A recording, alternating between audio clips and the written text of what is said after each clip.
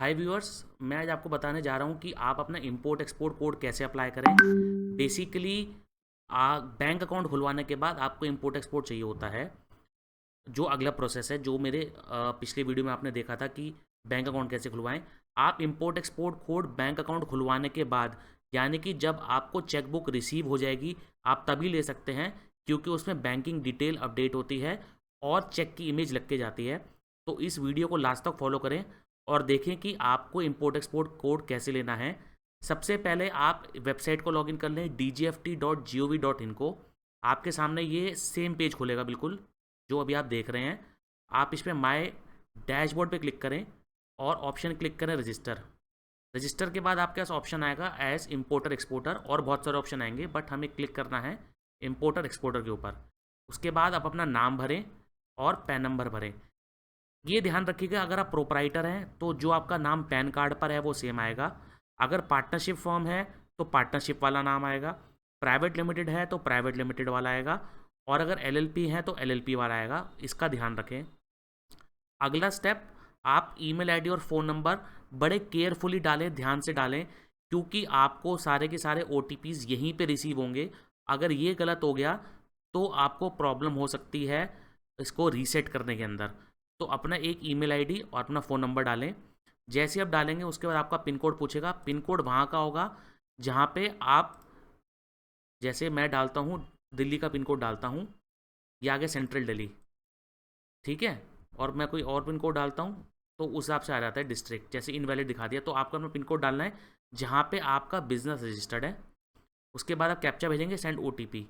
तो आपके पास OTP आ जाएगा। OTP पंच करने के बाद आपको एक मेल आ जाएगी डिपार्टमेंट से लॉगिन आईडी पासवर्ड की। जब वो लॉगिन आईडी पासवर्ड की मेल आ जाए तो आपको नेक्स्ट प्रोसेस करना है, दोबारा से लॉगिन करना है DGFT।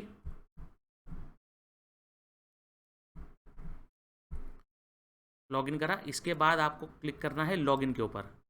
आपके पास एक ईमेल आईडी आ जाएगी, आप लॉगिन करें जैसे मैं लॉगिन कर रहा हूँ अभी।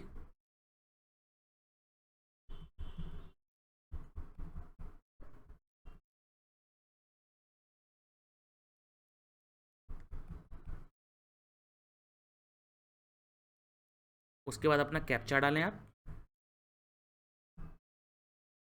लॉगिन करें, ध्यान से देखते जाइएगा। ठीक है, आपके पास ऐसी विंडो खुल जाएगी एक। अभी आपको, जैसे ये ऑलरेडी अप्लाइड है तो आपको वैलिड दिखा रहा है, बट ऐसा नहीं दिखाएगा। आपके पास आएगा माई ई, आपके पास ऑप्शन आएगा अप्लाई करने के लिए for a new IC code. ठीक है, तो आप IC पे क्लिक करें।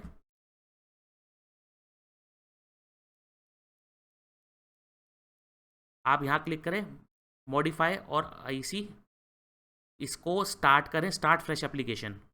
जैसे आप फ्रेश एप्लीकेशन पे स्टार्ट करेंगे तो आपको ये डिटेल्स पूछेगा, बेसिक डिटेल्स। तो बेसिक डिटेल्स में क्या डालें, ध्यान, अगर आपकी प्रोप्राइटरशिप है तो प्रोप्राइटरशिप डालें, पार्टनरशिप है तो पार्टनरशिप डालें, LLP डालें, प्राइवेट लिमिटेड डालें। उसके बाद आपकी कंपनी का नाम पूछेगा।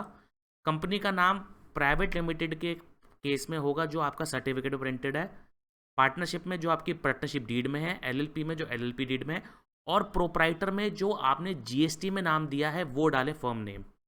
उसके बाद पैन नंबर डालें। पैन नंबर के बाद एज पर पैन डेटाबेस से ऑटोमेटिक वैलिडेट कर देगा आपका। उसके बाद डेट ऑफ बर्थ डालें। अगर आप प्रोप्राइटर हैं तो अपनी डेट ऑफ बर्थ डालें। प्राइवेट लिमिटेड, LLP और पार्टनरशिप के केस में जो पैन कार्ड पे डेट होगी वो आएगी। अब आप किस कैटेगरी में डील करते हैं, एक होता है मर्चेंट एक्सपोर्टर, एक होता है मैन्युफैक्चर एक्सपोर्टर, एक होता है मर्चेंट कम मैन्युफैक्चर एक्सपोर्टर, और होता है सर्विस प्रोवाइडर। तो आप जिस कैटेगरी में आते हैं वो कैटेगरी डालें। मैन्युफैक्चर एक्सपोर्टर होता है कि जो खुद मैन्युफैक्चर करके एक्सपोर्ट करता है। मर्चेंट जनरली ट्रेडर होता है कि उसने किसी से माल खरीदा और आगे सप्लाई कर दिया। मर्चेंट का मैन्युफैक्चरर वो दोनों हो सकता है कि वो बना भी रहा है और एक्सपोर्ट भी कर रहा है, कि आप सर्विस प्रोवाइडर हैं या अदर्स हैं। उसके बाद आप सेलेक्ट करें कि आप SEZ में है या नहीं है, और आप EOU में हैं। जनरली ये दोनों ऑप्शंस जनरल ट्रेड्स में या जो जनरल लोग ले रहे हैं उसके लिए नो ही आता है।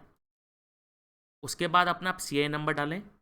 अगर आप LLP पार्ट, सिर्फ CI नंबर LLP और प्राइवेट लिमिटेड केस में आएगा और किसी केस में नहीं आएगा।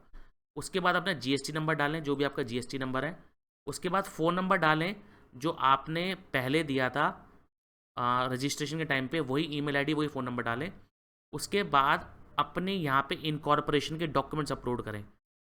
यहाँ पे अगर आपकी पार्टनरशिप है तो पार्टनरशिप की डीड अपलोड करें, एलएलपी में जो आपकी डीड है वो अपलोड करेंगे, और अगर आपका आपकी अगर प्रोप्राइटर है तो उसमें कोई डॉक्यूमेंट अपलोड नहीं होगा, और प्राइवेट लिमिटेड केस में आपका एमओए, एओए, आरओसी के डॉक्यूमेंट अपलोड होंगे। उनसे नीचे देखिएगा आ रहेगी पार्टनरशिप डीड। इसके जाने के बाद आप इसको सेव करके आगे फॉर्म डिटेल्स डालिए। फॉर्म डिटेल में जो आपका रजिस्टर्ड एड्रेस है आप उसको लिखिए। इसमें डॉक्यूमेंट्स आप मेरे से ध्यान से देखिएगा कि कौन कौन से डॉक्यूमेंट्स लगने हैं, ये बहुत ज़रूरी है। इसके लिए अगर आपका रेंटेड प्लेस है तो ध्यान रखिए कि क्या क्या लगेगा। एक तो रेंट एग्रीमेंट कंपलसरी है, वहाँ का इलेक्ट्रिसिटी बिल कंपलसरी है, साथ ही साथ ओनर की एनओसी लगेगी, वो कंपलसरी है।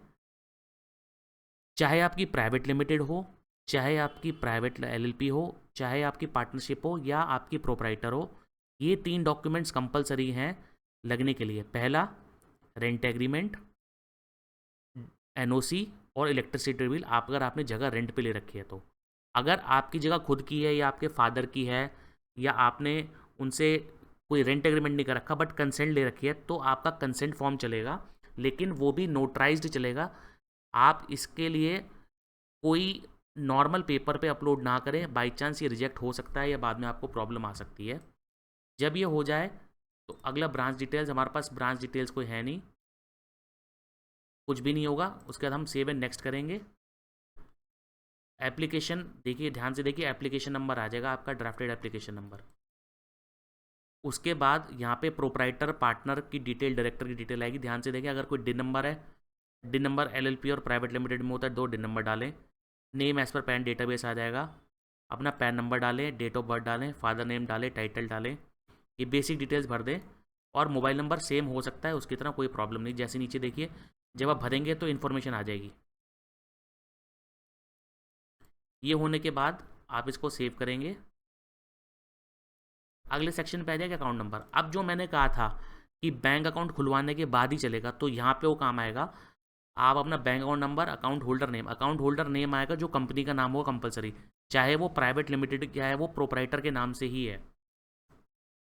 उसके बाद बैंक सेलेक्ट करें और अपनी जो इमेज है, चेक बुक पे नाम कंपलसरी प्रिंटेड होना ज़रूरी है यहाँ पे चेक अपलोड करने के लिए। अदरवाइज़ आपको बैंक से सर्टिफिकेट लेना पड़ेगा एक फॉर्मेट के थ्रू, जो यहाँ अपलोड करेंगे। जैसे आप नीचे देखिए आ गया 500/502 टैक्स अवतार, ये हो गया वैलिडेट, हो गया ऑटोमेटिकली।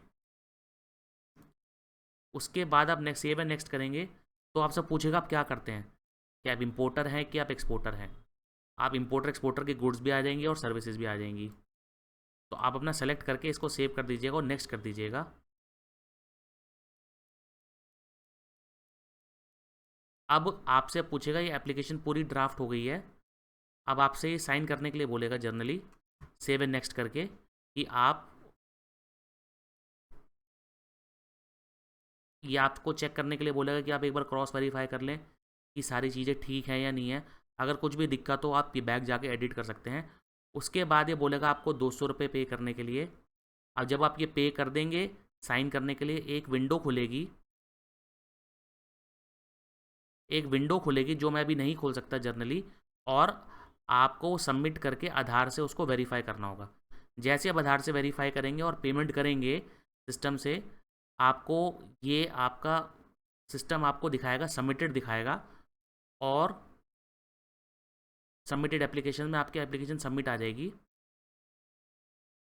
जब आप सबमिट कर देंगे तो थोड़ी देर बाद ये यहाँ पे स्टेटस इसका वैलिडेटेड आ जाएगा, और आप अपना आईसी निकाल सकते हैं माय आईसी प्रोफाइल में से। दोस्तों ये था पूरा प्रोसीजर। अगर आपको कोई भी डाउट हो, कुछ भी डाउट हो, तो मेरे से पूछ सकते हैं या हमें कमेंट सेक्शन में कमेंट डाल सकते हैं, कोई प्रॉब्लम के लिए।